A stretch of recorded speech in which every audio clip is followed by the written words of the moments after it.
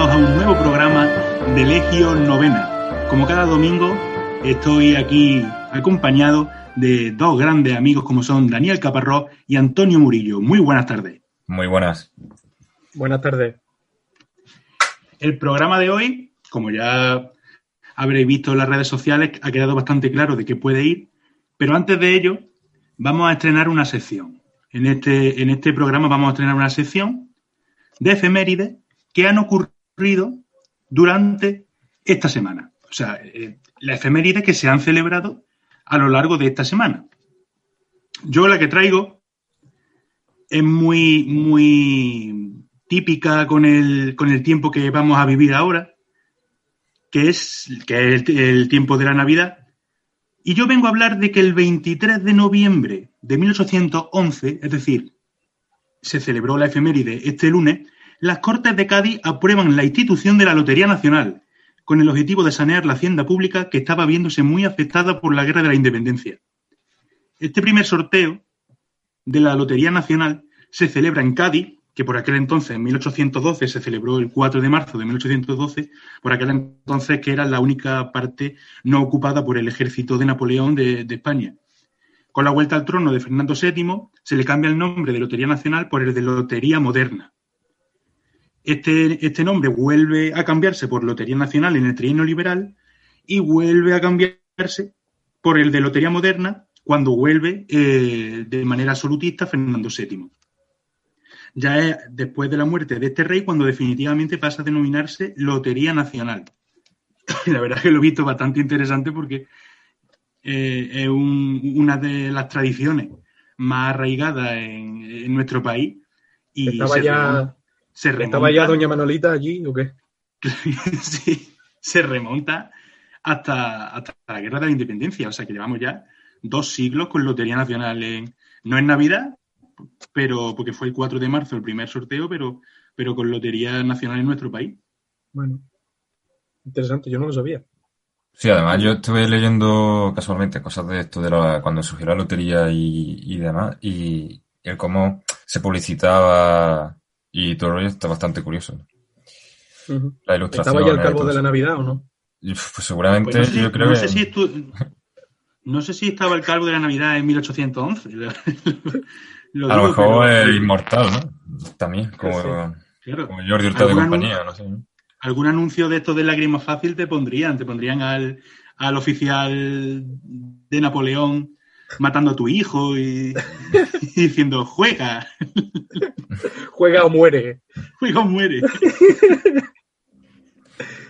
Ay. Venga, Dani. Vale, voy yo. Pues bueno, la efeméride que yo traigo, pues que dice esta palabra y parece que te ha sacado una carrera y todo, macho. Nos tenemos que ir al año 1491, ¿vale? El 25 de noviembre de este año, en Santa Fe, en el Reino de Granada, el sultán de Granada, Boabdil, y los reyes católicos firman las capitulaciones de Granada.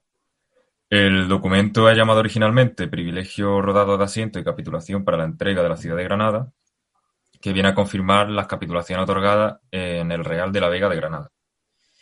Una cosa curiosa es que en esta época el primer día del año no es el 1 de enero, sino el 25 de diciembre. Así como curiosidad. Entonces, bueno, ¿qué tenemos? Que el 25 de noviembre se firman las condiciones de rendición y el 2 de enero es cuando las tropas cristianas entran en la ciudad, que se tiene como fecha de rendición, pero realmente cuando se firma es en noviembre. Y nada, este hecho pone fin al proceso de reconquista que estuvimos debatiendo en el tercer programa, que podéis escuchar. Uh-huh. Sí. Así que también para recordar un poquito el tema ese. Bueno, este debate ya, como ha dicho Dani, lo podéis ver en el programa que hicimos, no la semana pasada, sino la anterior, que hablamos un poco sobre el tema de la reconquista, si era correcto o no hablar del término reconquista. Y esta efeméride que hoy presentamos marca el final con la toma definitiva el 2 de enero de ese proceso. Pues Antonio, ¿te queda a ti? Pues mira, yo también traigo una efeméride que es el 23 de noviembre y también en Cádiz. Y no me copias de Rafa, ¿eh? Pero la mía es más cortita. Es simplemente recordar que el 23 de noviembre de 1876 nació un gran músico español como fue Manuel de Falla, que es uno de los compositores más importantes del siglo XX, junto a otros como Albéniz, Turina o Joaquín Rodrigo, y también considerado uno de los más grandes de nuestra historia. Y simplemente me parecía un bonito detalle, por mi condición de músico, pues recordar al maestro. Y nada más. Bueno, y por nuestra condición de carnavalero, el gran Teatro Falla debe su nombre a este músico. Bonito teatro. Una pena que este año esté cerrado, que sí. Pero bueno. Es una pena. Pues bueno, vamos a pasar ya al tema, que no es otro que el de las guerras púnicas. A mí personalmente es uno de los temas que más me gustan y quizá el tema que más me gusta y el que veo más interesante de la historia antigua. No sé si estáis conmigo. También que nos escuches desde casa, pues podéis también comentarlo y en comentarios cuando esté el enlace del programa subido. A mí me parece apasionante y me parece que fue Cartago el enemigo más importante que tuvo Roma durante toda su historia. Pero bueno, esto también lo debatiremos un poco y lo veremos un poco a lo largo del programa. Antonio, vas a empezar a hablar sobre esta primera guerra púnica de las 3 que hubo, que básicamente, ¿en qué consistió? Bueno, la primera guerra púnica va del 264 al 241 a.C.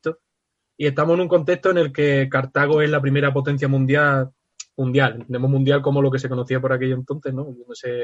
Donde se lleva a cabo la vida en sí. Europa, norte de África y Oriente Próximo. Exacto. Es la primera potencia del Mediterráneo, ¿vale? La primera potencia naval. Y Roma en ese momento también acaba de tomar por completo la península itálica después de la guerra samnita, de vencer a la Liga Latina y de conquistar la Magna Grecia, las guerras pírricas. Sí. Y bueno, aquí llegamos a la primera guerra púnica, que el inicio es para mí lo más gracioso de todo. Hay unos mercenarios, los mamertinos, que son mercenarios que estaban a sueldo de Siracusa y los despiden. Y entonces se van al norte de Sicilia y toman la isla de Mesina. Allí, bueno, por la de Dios, matan a los hombres, toman a las mujeres a la fuerza, se dedican a la piratería tanto por tierra como por mar, pero es flipante porque llegan y Hierón II de Siracusa les declara la guerra. Entonces, ¿qué hacen los mamertinos? Le piden ayuda a Cartago. Cartago se mete en la guerra contra Siracusa y entonces luego después los mamertinos le vuelven a pedir ayuda, pero esta vez a Roma. Uf. ¿Y qué pasa?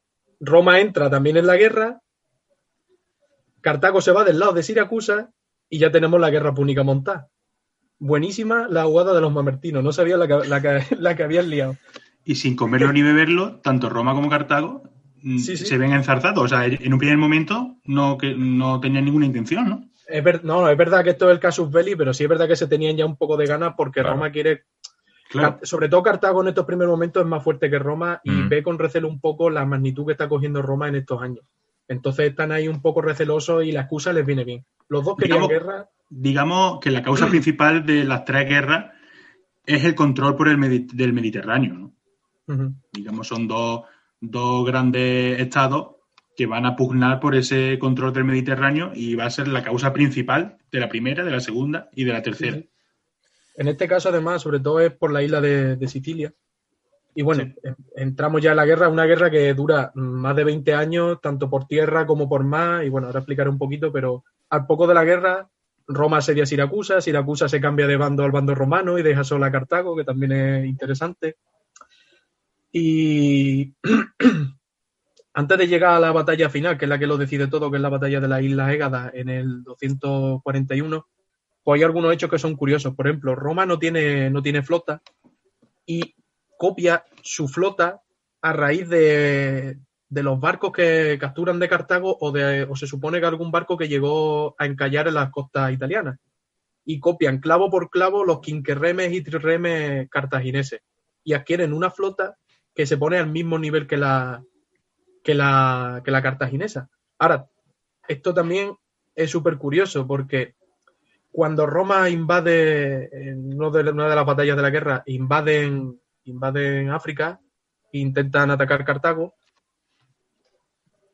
a los sobrevivientes de aquella lucha y demás, el Senado manda una nueva flota, una flota de 300 y pico naves que se queda en el Mediterráneo por una tormenta. Y el propio Senado romano, después de construir tantas flotas y hacer un gasto inmenso, se ve obligado a pedir un empréstito a las grandes fortunas romanas para poder fabricar otra flota. Una medida ahí un poco, bueno, pues, para la época curiosa. Cartago, en este caso, también se vio asfixiada económicamente y no pudo hacer frente al poder económico que demostraba Roma en ese momento y al final, por esas causas, perdió la guerra. Bueno, como comentaba, cuando Roma invade Cartago por primera vez en África, Roma vence, pero imponen unas cláusulas de paz que son tan gordas que Cartago no puede aceptarlas y continúa la guerra. Entonces Cartago, y aquí viene otro hecho muy curioso, muy gracioso, Cartago contrata a un general espartano llamado Jántipo, un general mercenario, que es el que le da las primeras victorias contra, bueno, no las primeras, pero le da de las victorias más importantes de la Primera Guerra Púnica contra Roma a los cartagineses. ¿Qué pasa? Que este hombre tiene que huir porque el Senado cartaginés envía a asesinos a matarlo porque se niega a pagarle. Y así pierden al general que hasta ese momento había tenido mayor éxito en esta guerra. Entonces ya entra Amílcar Barca, ya la guerra se desarrolla sobre todo en la isla de Sicilia, el territorio cartaginés se va reduciendo cada vez más en la zona oeste de Sicilia, hasta que solo queda la ciudad de Lilibeo y demás. Y ya en la batalla de las Islas Égadas, Cartago se ve obligada a rendirse y a firmar el Tratado de Paz, porque Amílcar Barca se estaba quedando sin recursos y los romanos consiguieron tapar todas sus rutas. Entonces, pues, firman el tratado y se ven obligados a abandonar Sicilia, quedando bajo dominio romano y la ciudad de Siracusa bajo el mando de los propios siracusenses. O como sería, que ahora mismo no sé cómo se dice. Siracusano, siracusense, siracuncido y cómo se dice. Bueno, los de Siracusa. Los de Siracusa. Bueno, y bueno, pues sí. Si quieres sigo un poco más, ya te doy paso a ti. Perfecto. Pues mira, después de lo importante de la Primera Guerra Púnica es que Cartago, al quedarse sin la isla de Sicilia, pone sus miras en otro territorio, que en este caso es la península ibérica, para conquistarla, sobre todo por el tema de tener más producción de grano, de alimentos y de metales preciosos para seguir enriqueciéndose. La tensión sigue aumentando, hay paz y demás, pero la tensión sigue aumentando porque Roma también incumple el tratado de paz que firman y toma la isla de Córcega y la isla de Cerdeña, y hay una escalada de tensión enorme hasta el punto de, bueno, lo que pasó en Sagunto y demás, que ya nos va a contar un poco Rafa. Sí, como ya ha dicho Antonio, después de la Primera Guerra Púnica, pues los cartagineses se ven expulsados del sur de Italia, Sicilia, Córcega y Cerdeña. Entonces, pues tienen que buscar un nuevo asentamiento en el que poder aprovisionarse de materias primas y aumentar su poder. Este va a ser la península ibérica. Y el jefe del ejército cartaginés, Amílcar Barca, el ya mencionado Amílcar, se va a encargar de ello. Amílcar va a someter a los pueblos del sur de Hispania, lo que sería la provincia de Hispania en tiempos de Roma, y su etapa en la península va a durar del 237 a.C. al 228. En este año muere Amílcar mientras luchaba contra rebeldes oretanos. Puede ser que muriera ahogado en el río Segura. Se dice que mientras huía de la escaramuza de los oretanos, pues se cayó de su montura y se ahogó en el río. En cualquier caso, en ese año le sucede su yerno, Asdrúbal el Bello, que con sus capacidades diplomáticas pues va a establecer una serie de alianzas con los pueblos indígenas que va a expandir el control púnico, el control cartaginés, por gran parte de la península. Entre las acciones más importantes durante la estancia de Asdrúbal en la península, pues comentar que se fundó Cartago Nova, que va a ser la principal ciudad, la capital, digamos, de Cartago en la península ibérica, y se va a firmar el Tratado del Ebro en el año 226 a.C. Este tratado va a ser muy importante de cara al inicio de la Segunda Guerra Púnica. Digamos que Roma, recelosa de esa expansión y esa recuperación que estaba tomando Cartago en la península ibérica, va a firmar este tratado del Ebro con Cartago, en el que los territorios, digamos, al norte del Ebro son libres de la presencia cartaginesa, y Cartago se asegura el control de los territorios al sur del río Ebro. Por último, decir que Asdrúbal el Bello va a ser asesinado por un esclavo del rey celta llamado Tagus en el año 221 a.C., año en el que le va a suceder el hijo de Amílcar, Aníbal Barca. Este personaje, uno de los más importantes de la historia antigua, se dice que juró con 11 años que emplearía el fuego y el hierro para romper el destino de Roma. O sea, por lo tanto, desde chiquitito, ¿cómo se dice? Desde chiquitito se cría el arbolito, no lo sé. Pero este hombre ya apuntaba maneras en ser uno de los grandes enemigos de Roma y no podía ni ver a los romanos, desde chiquitito.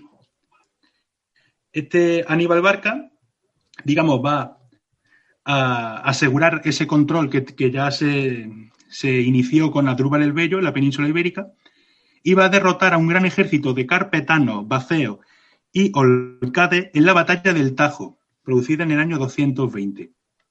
Ahí va a afianzar ya definitivamente Cartago su control en el centro y el sur peninsular. Y seguidamente, un año después, en el año 219, va a darse lo que tradicionalmente se ha tomado como el casus belli de la Segunda Guerra Púnica. La ciudad de Sagunto, concretamente la ciudad de Arse en ese momento, era una ciudad aliada de Roma, pero que se encontraba debajo del río Ebro, por lo tanto, en zona de control cartaginés. ¿Qué es lo que pasa? Que Aníbal va a sitiar la ciudad y la va a terminar conquistando. Roma, que estaba deseando encontrar un casus belli para declararle la guerra a Cartago, porque estaba muy recelosa de que Cartago empezara a tener el poder que estaba teniendo, decide declararle la guerra a Cartago. Por tanto, en este momento, después de la conquista de Sagunto, empieza la Segunda Guerra Púnica. Si la primera, como ya ha dicho Antonio, se disputó principalmente en el mar, esta segunda, Aníbal, es consciente de que Roma ya supera en capacidad naval a Cartago. Entonces lo que va a hacer es cambiar de táctica. No va a luchar con Roma en los mares. Va a diseñar un plan en el que, atravesando los Alpes, llegue a la península itálica por el norte, por tierra. Va a emplear un ejército que se compone, digamos que las cifras pues bailan un poco, pero bueno, yo creo que estas van a ser bastante coherentes, de 90.000 soldados de infantería, 12.000 jinetes y 37 elefantes.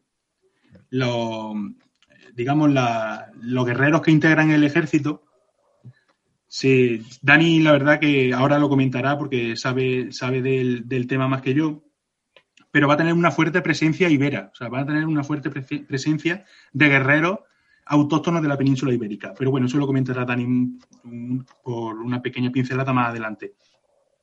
El caso que Aníbal consigue atravesar los Pirineos, consigue atravesar los Alpes y entrar en la península itálica por el norte, derrotando en varias batallas, como son las de Tesino, Trebia y el lago Trasimeno, a los ejércitos romanos. Además, una victoria muy contundente contra las tropas, las legiones romanas. Roma, que se ve completamente devastada y con un ejército muy diezmado, nombra dictador durante 6 meses a Quinto Fabio Máximo, que va a aplicar lo que se conoce como táctica fabiana. Ante la superioridad del ejército cartaginés y la superioridad de Aníbal, lo que hace Quinto Fabio Máximo es, digamos, emplear una guerra de guerrilla, no enfrentarse directamente con el ejército cartaginés en campo abierto, va a intentar ganar tiempo y sobre todo eliminar las vías de aprovisionamiento de Aníbal. Esto va a permitir que Roma gane un poco de aire, sobre todo que el peligro de conquista de la ciudad de Roma por parte de Cartago se alejara un poco durante estos meses. Sin embargo, la famosísima batalla de Cannas cambió por completo la situación y sobre esta batalla Dani tiene mucho que hablarnos. Demasiado. A ver, pues sí, pues digamos que ya nos movemos en el año 216 a.C. para refrescar un poco la fecha. Y aquí tiene lugar la batalla de Cannas. Yo en esta batalla nos vamos a parar un poquito más, que que las anteriores que ha nombrado Rafa, porque realmente para la historia militar es un hito, junto con la que luego más tarde también describiré al final. Y bueno, aquí tenemos primero que se nombran cónsules a Lucio Emilio Paulo y a Cayo Terencio Varrón, que van a reunir un ejército de 87.000 hombres frente a los 50.000 que le quedaban a Aníbal, porque claro, Aníbal, vale, pasa con un ejército importante, pero lo ha ido perdiendo en las batallas anteriores, aunque lo haya ganado. Y además... Sobre todo en el cruce de los Alpes. Claro, es que claro, eso tenéis que tenerlo en cuenta. Pero lo cruza en los meses de invierno. Y con elefantes, es que... Y con elefantes. O sea, que se dice rápido, pero no se pasa rápido por ahí. O sea que... Claro, igualmente, pues llegamos a Cannas, ¿no? O sea, Roma envía esas 8 legiones que es el mayor ejército al que se había enfrentado Aníbal hasta el momento. Y aquí me gustaría pues que nos imaginásemos un poco un campo de batalla visto digamos, a vista de pájaro, los típicos cuadraditos de colores, ¿no? De uno se mueve para un lado, otro se mueve para otro. Porque la caballería, o sea, ya me empezado a describirlo. La batalla está muy bien descrita en las fuentes clásicas. Entonces, para que veamos un poco cómo se hacían, pues digamos, distintos tipos de estrategias militares en la antigüedad, ¿no? Sobre todo, en este caso, con una brillantez absoluta por parte de Aníbal. Tenemos pues que el ejército de Aníbal se divide en varias secciones, ¿no? Tenemos una caballería pesada, que son hispanos y galos, que es lo que antes refirió Rafa. Hay que entender que el grueso del ejército de Aníbal en estos momentos, aparte de sus tropas nubias y cartaginesas púnicas, se basa en mercenarios, y sobre todo muchos de ellos son de Hispania, y otros tantos de la Galia Cisalpina que se unen a Aníbal cuando invade Italia. Entonces, eso es un punto a tener en cuenta y que más tarde también diré, bueno, pues también podemos plantear como debate un ejército que siendo de mercenarios tenga tanto éxito. Pues tenemos esta caballería en el ala izquierda, que es la que lleva Asdrúbal, que es su hermano, que va a chocar contra la caballería romana del cónsul Paulo y va a arrasar totalmente con esta. Mientras tanto, en el centro de la batalla, Aníbal dispone a sus soldados de tal manera que, imaginaos, como una especie de triángulo o pico, entonces cuando las legiones meten presión en el punto de ese vértice, ellos van a ir retrocediendo y poco a poco esa forma va a darse la vuelta y va a volverse pues como un cuenco. No sé si más o menos está imaginando a lo que me refiero. Sí, como una U. Exacto. Tú metes presión en el sí, al final vértice. Queda encerrado el ejército romano. El ejército romano queda encerrado. ¿Qué pasa? Que en el ala derecha tenemos a la caballería de Varrón, que se enfrenta a la caballería númida de Marjabal. ¿Qué ocurre? Que esta caballería númida no es tan potente como la de Asdrúbal y lo que hace es hostigar con ataques cortos a la caballería de Varrón. Finalmente, cuando la caballería de Asdrúbal ha terminado de derrotar a la caballería de Paulo, da la vuelta y carga contra esto y hace que huyan en desbandada. Entonces ya sí, la caballería ligera los persigue. ¿Y qué hace ahora Asdrúbal? Se vuelve a dar la vuelta y carga contra los romanos que estaban encerrados en ese cuenco. Quiero hacer un inciso, Dani, para que la gente no confunda a Asdrúbal con... Este Asdrúbal que comenta Dani es el hermano de Aníbal. Exacto. Y el que yo he comentado anteriormente, Asdrúbal el Bello, era el yerno de Amílcar. O sea, sí, el cuñado de Aníbal y del otro Asdrúbal. Es que se pone los mismos nombres lo que pasa, ¿no? Claro, este es Asdrúbal Barca y el otro era Asdrúbal el Bello. Pues sin más, lo que tenemos es que al final Aníbal hace la batalla de tal manera que consigue encerrar a los legionarios, a los soldados, a las legiones de Roma, aún siendo más. O sea, Roma superaba en número, como ya he dicho, a Cartago. Además de esto, Apiano habla de que los romanos, o sea, esto es gracioso y también, bueno, es curioso, para ellos no creo que fuese muy gracioso. Hubo como un grupo dice Apiano, ¿no? Como un grupo de 500 celtíberos que dijeron, bueno, vamos a hacer como que estamos hartos de Aníbal y nos vamos para el ejército romano. ¿Qué pasa? Que van a desertar, entre comillas, del ejército de Aníbal, pero van a ir con armas escondidas.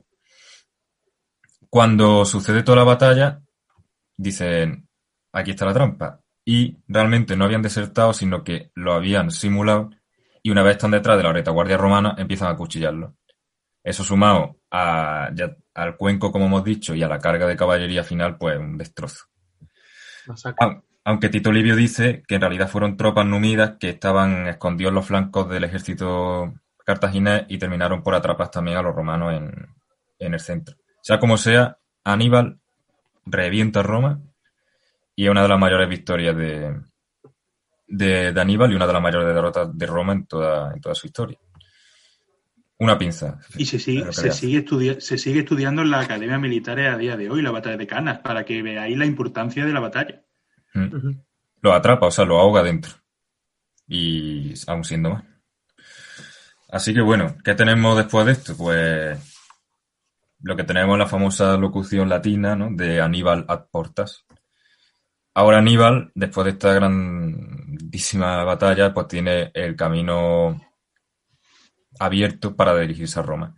Al menos esta es la idea que tenemos, pero es que realmente no fue tan fácil. Y de hecho luego, cuando acabemos la exposición, debatimos sobre esto. Aníbal, durante toda la Segunda Guerra Púnica, él va a tener dos objetivos claros y principales. De ganarle batalla a Roma en campo abierto, que es su especialidad en ese sentido, sobre todo porque tiene una caballería muy potente, y conseguirse aliados al mismo tiempo que se los quita Roma. Digamos que eso van a ser sus puntos fuertes a la hora de enfrentarse a Roma. La victoria de Cannas es muy significativa, pero ¿qué pasa? ¿Por qué en realidad Aníbal no atacó Roma? Porque se dirigió a Roma, pero no llegó a tomar Roma, como todos sabemos. O sea, Aníbal finalmente no conquista Roma. Claro, hay que decir que aparentemente el ejército romano está completamente diezmado. Sí, claro.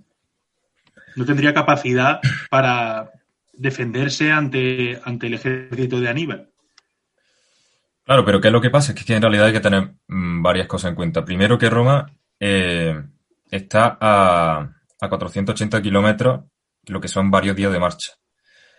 Bueno, diréis, hostia, es que han pasado los Alpes, ¿cómo no van a poder ir allí? Bueno, pues que tenemos un ejército diezmado y que además ha perdido muchísimos hombres. Además, los romanos ya venían cortando suministros desde hace tiempo para que, claro, un ejército como el de Aníbal no pudiese pues suministrarse de armas y alimentos. Entonces, como quemas tu propia tierra, por así decirlo, para que el enemigo que la está ocupando no pueda aprovecharse de ella. Porque además Aníbal tiene un ejército de conquista, pero no de ocupación. Es decir, a la hora de presentar batallas viene bien, pero a la hora de mantener un asedio no, porque además no tenía máquinas de asedio y no tenía la capacidad de construirlas. Entonces los romanos pues dicen, pues vale, pues esperamos. Y mientras pues ellos se irán desgastando. Además Aníbal temía verse encerrado, porque claro, tiene a Roma enfrente y detrás a tropas que te pueden atropellar, como le pasó a César en Alesia, que ya lo hablamos en el juego, de enfrentarse a dos frentes al mismo tiempo. Bueno, parece que Aníbal tiene una pequeña victoria porque toma Capua como punto de abastecimiento y se puede mantener ahí, pero también toma Tarento, lo que le hace tener una base naval, pero finalmente no puede mantener la situación y se termina arrinconando en Italia. O sea, los romanos pues lo terminan arrinconando en Italia, en el sur de Italia, perdón, y no puede tomar la ciudad. Además tenemos que Sicilia se rebela contra Cartago y en Hispania los romanos le siguen haciendo la guerra a los cartagineses, porque no olvidemos que Hispania durante toda la Segunda Guerra Púnica va a ser, junto a Italia, el segundo escenario más importante de la guerra. Y allí van a estar los hermanos Escipión, Gneo Cornelio Escipión y Publio Cornelio Escipión enfrentándose a Asdrúbal en Cástulo y en Ilorca. ¿Qué pasa? Que, bueno, Aníbal tiene una oportunidad de rearmarse, pero la pierde en el año 207 porque en la batalla de Metauro, en el norte de Italia, el ejército de Asdrúbal va a ser derrotado y era el único apoyo que Aníbal tenía para sobrevivir. Así que finalmente la guerra se traslada al norte de África y Aníbal se ve forzado a volver para defender Cartago. Así que, bueno, sí. puedo ir con la batalla de Zama y luego comentamos un poquito más esto, a ver qué pensamos cada uno, ¿no? Sobre si Aníbal en realidad pudo o no pudo conquistar Roma. Sí, si queréis lanzamos el debate. Mm. La verdad que es una de las grandes incógnitas de la historia de la humanidad, porque hubiese marcado, y esto ya hablaremos también en otro debate que lanzaremos, hubiese marcado la historia por completo. Digamos, si Aníbal consigue conquistar Roma y Roma desaparece antes de iniciar esa etapa gloriosa del imperio, pues las cosas hubiesen cambiado mucho. Pero, ¿por qué creéis vosotros que Aníbal no se lanzó hacia Roma? Es una cuestión que incluso los propios líderes de su ejército se preguntan por qué. De hecho, hay unas declaraciones de Maharbal, según recoge Tito Livio, que dice: los dioses no han concedido al mismo hombre todos sus dones. Sabes vencer a Aníbal, pero no sabes aprovecharte de la victoria.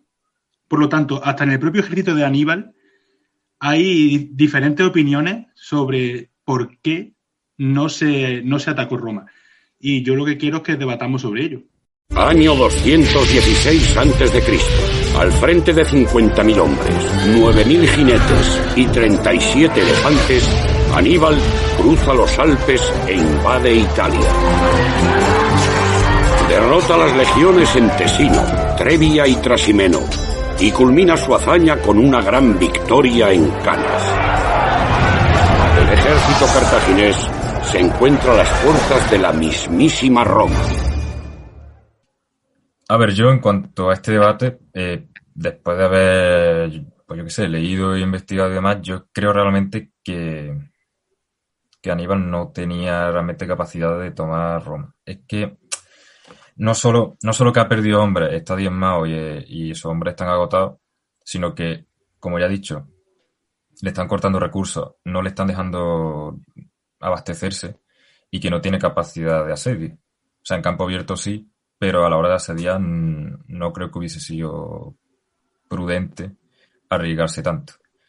A lo mejor podría haber tomado Roma, no lo sé, pero en el hecho de si lo hubiese tomado, yo creo que no hubiese ganado la guerra.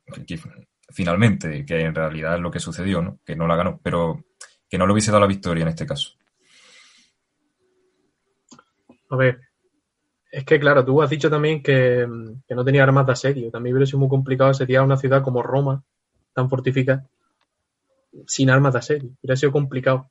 Yo creo que lo que podría haber hecho a lo mejor es sitiarla e intentar que a Roma se le acaben los recursos antes que a ellos mismos. Pero es que hubiera sido una carrera contra reloj por una victoria que no le hubiera dado más que una plaza que luego no hubiera podido mantener, en verdad. Que a todos nos ha gustado siempre imaginarnos, pues, gusta con los elefantes destrozan Roma, sobre todo si has jugado al Imperium, esto te gusta imaginártelo seguro. Pero siendo realista, complicado.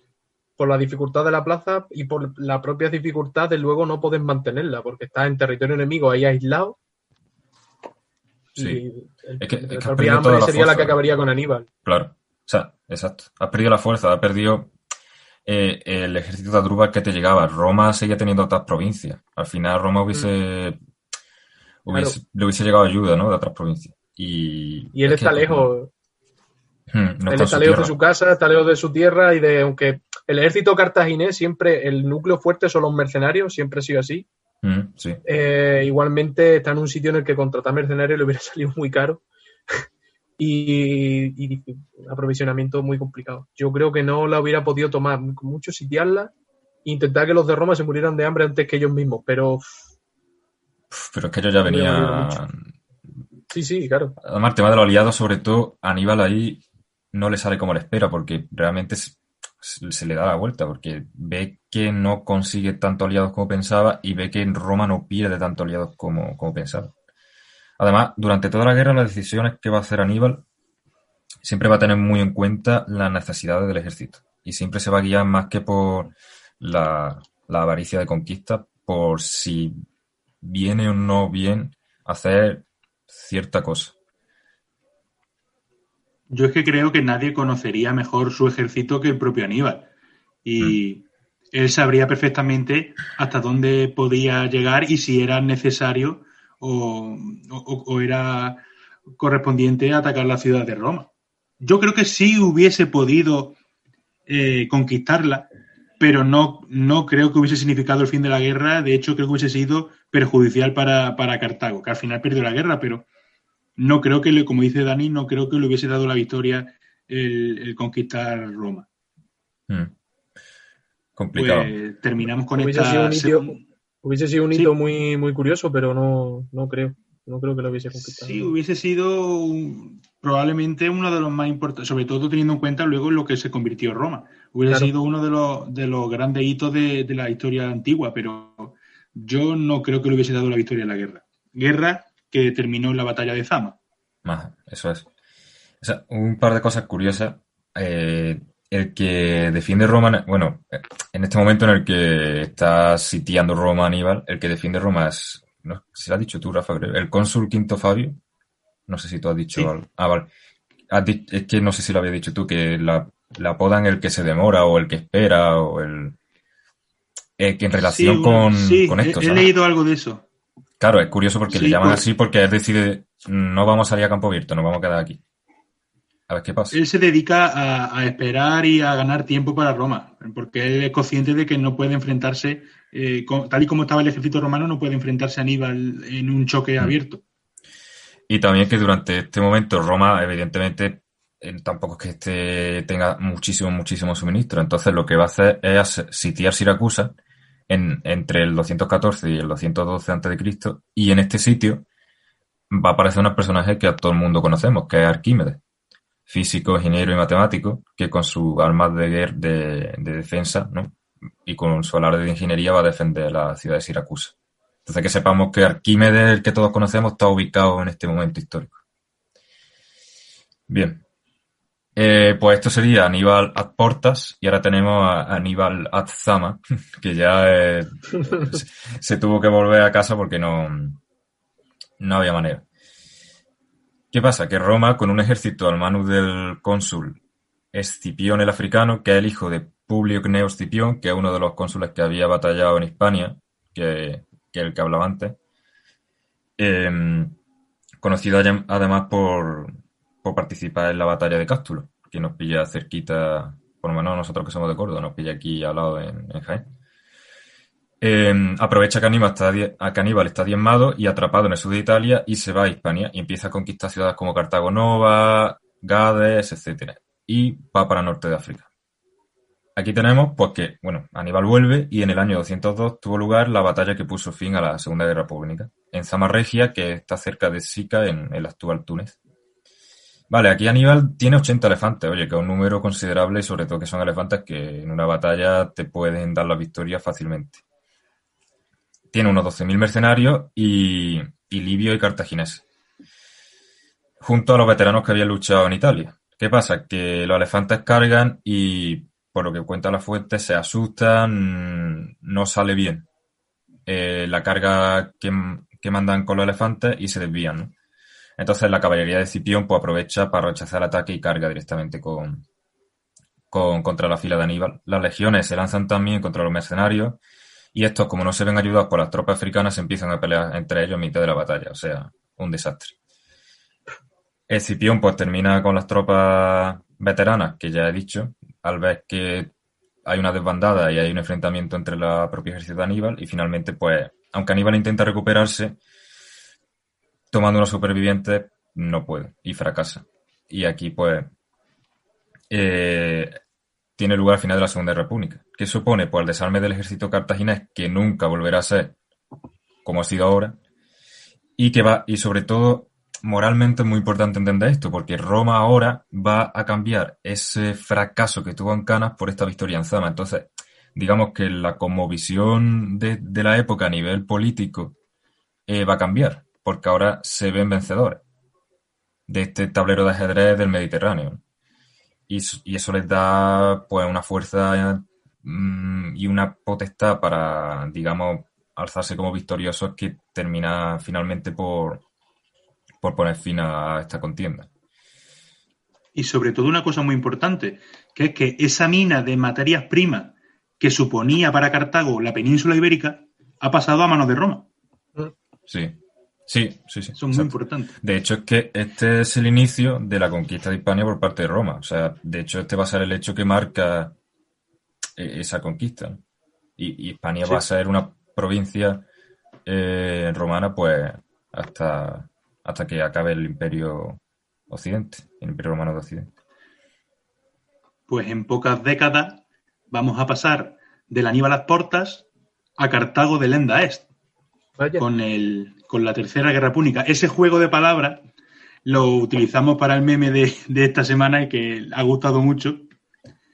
Y digamos que marca el fin de la civilización cartaginesa, de la que nos va a hablar Antonio en la Tercera Guerra Púnica. Bueno, la Tercera Guerra Púnica es más cortita, es del 149 al 146 a.C. Y bueno, el hecho conocido de Cartago de Lenda Est, Cartago está destruida, Cartago se finí. Pero hay cosas curiosas que pasan en estos años y la verdad es que me gustaría comentarlo. Bueno, después de la después de la Segunda Guerra Púnica, hay un periodo ahí de paz de unos 50 años así, hasta la tercera. Y Cartago, a pesar de las penalizaciones que le impone Roma, que son gordísimas, como solo tener territorio en suelo africano, no tener flota, no poder declarar la guerra a nadie sin permiso de Roma, importante. A pesar de todo eso, Cartago florece económicamente otra vez. Y personajes como Catón el Viejo, que me hace mucha gracia, visita la ciudad y lo que ve es una ciudad floreciente, llena de riqueza, el comercio funciona perfecto. Se cuenta también que los cartagineses son herederos de los fenicios, que son comerciantes expertos desde mucho tiempo atrás, antes de esta época. Que una cosa graciosa del Catón el Viejo, este hombre representaba una facción dentro del Senado romano que opinaba que Cartago debería ser destruida cuanto antes por esto mismo. El hecho de que Cartago haya florecido de nuevo económicamente despierta el recelo de esta parte del Senado y de gran parte de Roma.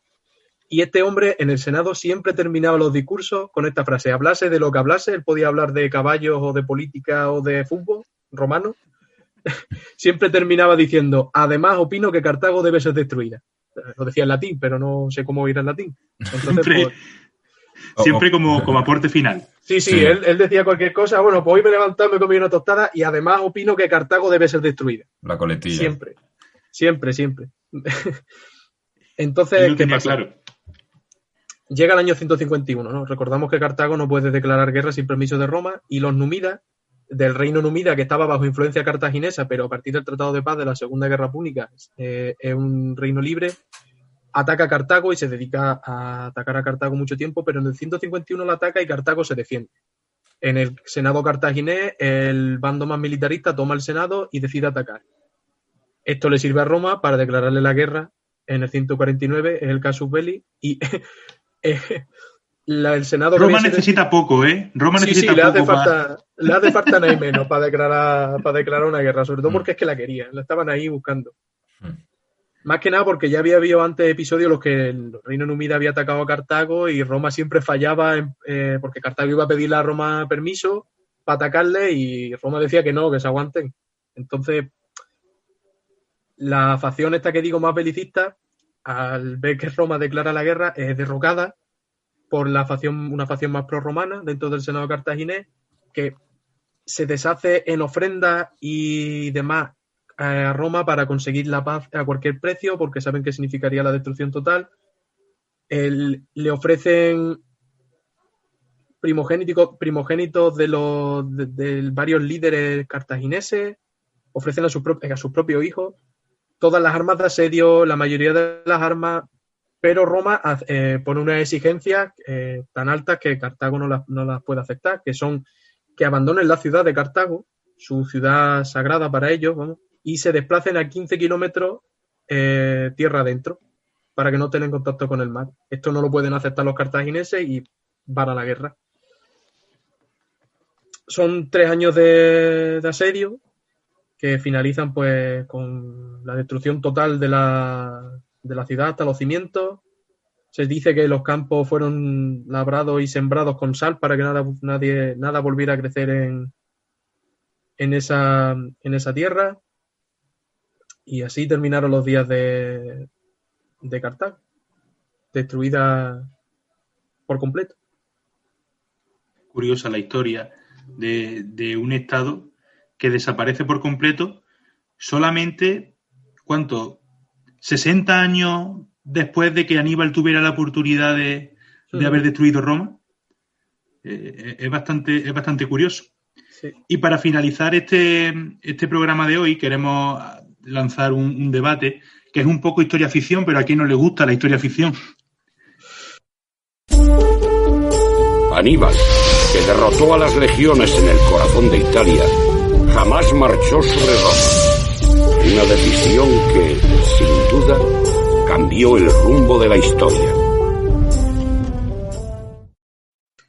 Que, teniendo en cuenta que Roma estuvo tan cerca de desaparecer y que Cartago la hubiese vencido en la Segunda Guerra Púnica, pues evidentemente, si Roma en el año 216 a.C.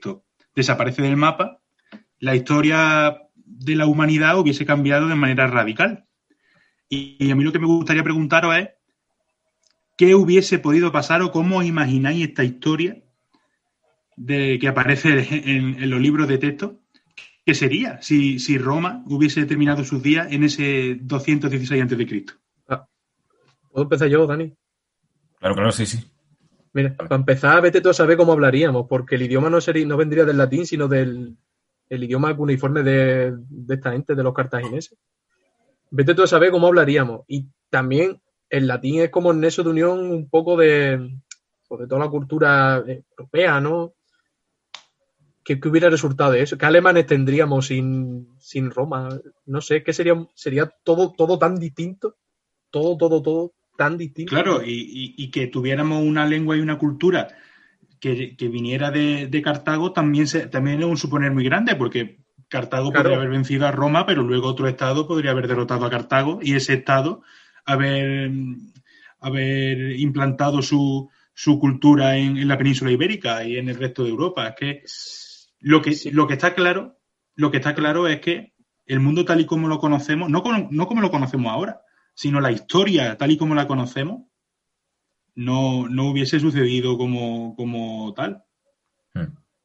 Yo creo que ambos coincidí, y en ese caso también conmigo, en que el tema de que para Roma y el posterior Imperio Romano, una de las cosas más destacables es el proceso de romanización que siempre llevan a cabo, ¿no? Porque al romanizar, quiero decir, hay imperios que no llegaron hasta ese punto, ¿no? De aculturar. Porque aunque ellos también se empapen de las culturas de los sitios a los que conquistan, y hay dioses que así lo demuestran, ¿no? El tema de Mitra, por ejemplo, y demás. Pero existe esa romanización y eso es muy fuerte y eso se ve, pues eso, como decía, en el idioma, esa sensación de decir yo quiero ser romano. Hay gente que cambia sus nombres indígenas, intenta romanizarlos siendo nombres que no existen, pero se lo inventa. Es como si Antonio se pone Antonius, por ejemplo, ¿no? Sí. Rafus. Sí, Antonius Murilo, ¿no? Y eso es una prueba de que además hay bueno, lápidas, como es él en Twitter, Augusto Cerrupio. Claro. Buena publicidad, ¿no? Es una broma del pueblo, pero seguidme. ¿No? Y hay epígrafes de terremotos que hay nombres, como por ejemplo cuando estuve allí en Aragón, ¿no? Que había una lápida en un yacimiento que estuve haciendo allí de voluntario y tal. Había una lápida en los alrededores que ponía Altus y ese nombre no existe en realidad, no es un nombre romano, sino que es un nombre indígena que se intentó romanizar. ¿Qué nos está diciendo eso? Que, oye, que esta gente quiere ser romana. Y yo creo que esa presencia del Imperio Romano en la gente del habitante de los sitios que conquista, no sé si Cartago lo hubiese hecho de esa manera, ¿entiendes? No sé si Europa hubiese sido Europa y las provincias en Asia hubiese sido tan uniforme. Yo creo que no hubiese sido tan uniforme. Sí. De hecho, cuando Cartago está en la península ibérica, también es verdad que no le dio tiempo por los pocos años que tuvieron de control político de la península ibérica. Pero esos pueblos indígenas no sentían apego hacia Cartago y no se sentían parte del imperio cartaginés. Sin embargo, Roma que evidentemente estuvo muchísimos siglos en la península ibérica, pero sí estamos hablando de que consigue tener una población hispano-romana, como dice Dani, muy identificada con la cultura de Roma y muy identificada con los símbolos romanos. Claro. También es que hay que tener en cuenta que también Roma y Cartago son muy distintos la manera en la que tienen de conquistar. Cartago es más por factorías comerciales y Claro, son fenicios. controlar un poco la economía. Es que son fenicios. O sea, el modelo de colonización que ellos tienen es como la fenicia. Establecen ciertas factorías y demás y controlan los recursos y eso que es lo que les interesa. Colonias, ellos sí. no hubieran conquistado toda Europa como conquistó Roma seguramente. Ellos con 4 puntos que les sirvan para que su ciudad sea un foco comercial inmenso hubieran sido felices. Y luego, bueno, pues 4 puntos de control para mantener sus levas y sus cosas para sus 4 guerras que tuvieran, pero poco más. Entonces, culturalmente, pues nosotros sí nos hubiera tocado, porque ya que estuvieron aquí, vieron que esta zona era muy rica. Pero no creo yo que hubieran tirado a la zona de la Germania y... De hecho, en Hispania ya había contactos previos, tanto con fenicio, griego y púnico a nivel comercial, y nunca hubo una conquista de Hispania. Hasta época romana. Eso es lo que favorece que la romanización sea tan fuerte, sobre todo en Andalucía. Porque están acostumbrados tanto al contacto de extranjeros comercialmente que cuando llegan los romanos y ven lo que traen, por eso aquí casi no hay guerra. Y las guerras gordas se reducen pues, a Numancia, con celtíberos y demás. Y cántabro, celta. Además, curioso eso que dices, porque Estrabón, cuando habla de los pueblos de la península ibérica, sí, al hablar de los turdetanos, les da como... De los demás son todos unos bárbaros que hacen cosas de bárbaros y... Sí, pero los turdetanos se deshacen elogios con ellos. Claro, con el turdetano es distinto porque... al ser lo que hemos dicho, ¿no? Los turdetanos se ubicarían pues más en la zona de Andalucía y demás, que es una zona que ya norte, estaba... en Córdoba, Sí, la zona de exacto. Córdoba y el sur de Extremadura y demás. Andalucía, Extremadura, toda esa zona que ya estábamos acostumbrados a estos contactos, ¿no? Y eso a los romanos les beneficia también. Y bueno, y destacar que ya lo hemos dicho que Hispania, o sea, que entendamos que Hispania, a partir de aquí va a ser un eje en la política y la geografía romana. Con su provincia tarragonense, bética, etcétera. Y no sé, ciudades como Emérita Augusta que irán surgiendo, ¿no? La propia, bueno, nuestra ciudad, Córdoba y tal, pues todo eso es el germen de todas estas ciudades y todos estos maravillosos teatros y anfiteatros que tenemos en nuestro territorio viene de este contexto de la Segunda Guerra Púnica. No sé, a lo mejor estoy exagerando un poco, pero que me gusta... Sí, no, pero sí, estoy de acuerdo. Es que es difícil imaginarse el mundo de verdad sin Roma, es muy difícil. Te puedes pensar 1000 cosas, pero no eres capaz de llegar a un entendimiento de la realidad, ¿sabes? Como de imaginártelo todo. Yo por lo menos no soy capaz. A mí se me hace... Roma impregna todo lo que viene después en la historia. Y cronológicamente ocupa mucho espacio. Claro. Lo que queremos hacer ver con este debate es que la historia es la que es, lógicamente, y no va a cambiar, ya no van a cambiar los libros de historia, lo que pudo pasar o no pudo pasar en esos momentos, pasó y sin más.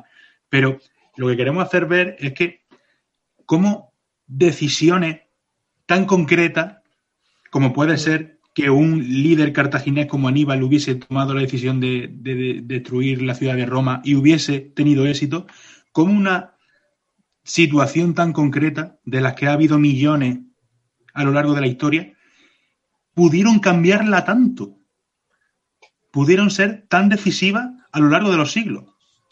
Sobre todo que en la película de Gladiator no existiría, tío. Claro. Que en parte ni la serie Roma. Muchos historiadores se alegrarían de eso. Ni la serie Roma. Bueno.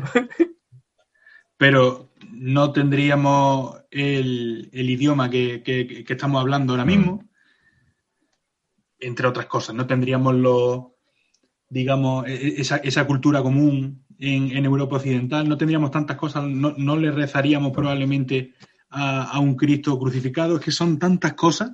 Dios va. Lo mismo las tribus iberas se hubieran unido, hubieran formado un imperio y ahora mismo todo el mundo sería español, como pudo ser luego más tarde, pero de primera. Y sería... Sí. No hablaríamos ni castellano, hablaríamos ibero. Claro. O celtibero para los que fueran independentistas, ¿no? Porque claro, habría también un poco ahí de diferencia. Por supuesto. Pero... No tendríamos que estudiar las declinaciones, que eso también estaría bien. Eso yo creo que Bueno. yo creo que ahí es lo que más me enfada, que Aníbal no Sí. atacara a Roma, el tema de la declinación. Ponte tú a estudiar los grafismos de la escritura Bueno, es cuneiforme, verdad. macho. Es verdad, también es verdad. No, tendríamos altarillo Pues- al dios Baal, como si fuese, yo qué sé, Claro. Vale. la Virgen de la Macarena. Astarte. La romería de Astarte, voy, buenísimo. Uy, el rocío, imagináis el rocío con un Astarte o algo así. Madre mía. La verdad que el mundo sería completamente distinto. Pues bueno, aquí llegamos al final del programa de hoy, un programa que ha tenido risa, ha tenido un tema muy interesante, como era este de las guerras púnicas. Esperemos que os haya gustado y que nos sigáis escuchando durante las próximas semanas. Como ya sabéis, nos podéis seguir tanto en Facebook como en Instagram como en Twitter. Y nada más, un saludo y nos vemos el próximo domingo. Venga, hasta luego. Yo me voy a echar ahora una partidilla al Imperium que me han dado ganas con esto. Yo me voy a poner editas, pero hasta luego. Venga.